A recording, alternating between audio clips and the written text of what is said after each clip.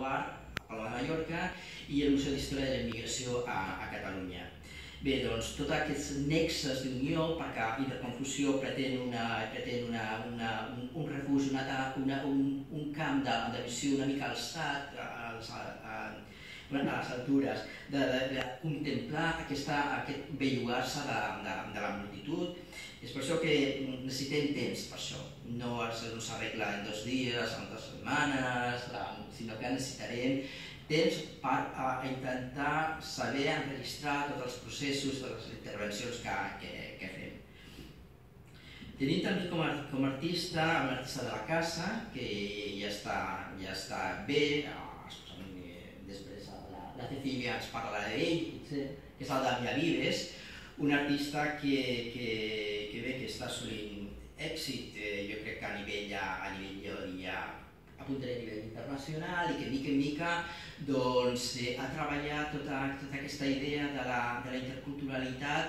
com el que fa ell és una constatació, un registre del moviment humà, de com els humans, nosaltres, en el dia a dia, en el nostre dia quotidià, ens traslladem de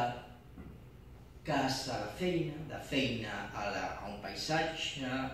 determinat, volgut o no, i ella anomena les seves obres oscil·logrames de freqüència, o registres de trànsit, i que ja enguany s'ha exposat a la galeria que porta Cecília Elande. Després xerrem, si de cas, de coses més materials i més puntuals a l'hora d'aquests artistes, però de moment us citaré així. Carolina Amigó és una artista de Palma de Mallorca i és una artista que té com a tema un tema molt interessant, que és un tema que ella estava tractant i no ho sabia ben bé, que aquest tema podia servir perfectament com a grafisme a una idea d'interculturalitat. Ella treballa molt la qüestió dels manglars, que són aquestes formacions arbustives que es donen als paisatges més del tròpic, i que la formació